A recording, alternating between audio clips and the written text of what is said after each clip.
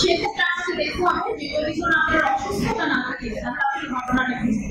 আমি যা খাই আমি কিন্তু তাই, এবং এই খাবারে প্রচুর আমাদের যেটাকে আমরা ট্যাবু বলি, কুসংস্কার বলি, বিলিভ করা বলি, প্র্যাকটিস করা বলি, এটা কিন্তু ট্র্যাডিশনালি আমাদের ছিল প্রচুর আছে। তো আজকে এই বিষয়টা নিয়ে কথা বলতে আসলে আমার খুবই ভালো লাগছে, কারণ আমরা প্রচুর যারা নিউট্রিশন ফিল্ডে কাজ করি বা ডক্টরস যারা অনেক বেশি হচ্ছে মিথ বা ট্যাবগুলো নিয়ে আমাদেরকে প্রশ্নের উত্তর দিতে হয়।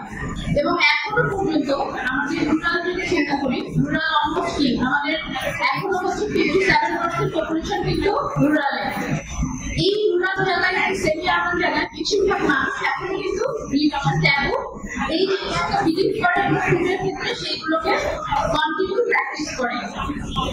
সো আমরা একটু আগাই, যদি আমি জিজ্ঞাসা করি বলবেন, আমি ট্রাইকে আমি রিকোয়েস্ট করবো যে ধরার জন্য আমাদের রেগুলার যে ট্যাবগুলো আমরা করি কি বলি এটাকে অনেক বেশি যেতে হয় এই ট্যাবগুলোর মধ্যে দিয়ে। এবং যারা ল্যাকটেটিং মা, যারা মাকে বাচ্চাকে ব্রেস্ট ফিড করাচ্ছেন, তো এটা খাওয়া যাবে না, ওটা খেলে বাচ্চার অ্যালার্জি হবে, এই করে কিন্তু মাকেও অনেক বেশি স্যাক্রিফাইস করতে হয়।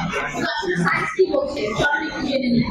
তো আমরা প্রথম একটা যদি এক্সাম্পল ওয়াইজ একটু যাই, ভেরি কমন কিছু জিনিস, কলা সবাই পছন্দ করে, বাচ্চাদের প্রথম ফল হিসেবে খাওয়াতে গেলে মা বা আমরা কমফোর্ট ফিল করি কলাটাকে ম্যাশ করে দিলে।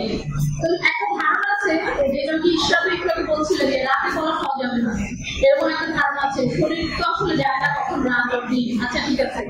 তো আসলে কলা খেলে নাকি ঠান্ডা লাগে, এটার আসলে সায়েন্টিফিক ব্যাকগ্রাউন্ড কি? কলা খেলে ঠান্ডা লাগে না। যদি আমরা দেখি কলাটাকে অ্যাভয়েড করতে বলা হয় যদি আপনার ঠান্ডা লেগে থাকে, বিকজ কলাতে high level of histamine, histamine একটা জিনিস থাকে যেটা কিনা ওই সময় তার মিউকোসাল যে ইনফেকশন সেটাকে বাড়াতে পারে, যেটাকে আমরা কফ বলি, শ্লেষ্মা বলি, সেটা বাড়িয়ে দিতে পারে। তো আসলে কলা খেলে আপনার ঠান্ডা লাগবে, ঘটনাটা কিন্তু বলি সত্যি না। ঠান্ডা লাগলে বড় কলা খাওয়াটা একটু কমিয়ে দিলে কারণ আপনি অর্ডারে নিজেদের কিন্তু খেতেই পারেন।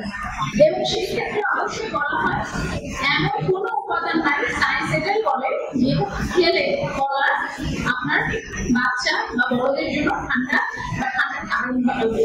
সুতরাং এটা কিন্তু একদমই ঠিক না।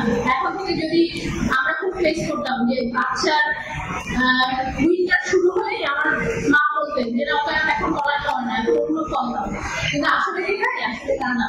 যদি ঠান্ডা লেগে যায় সেক্ষেত্রে কি করা যেতে পারে?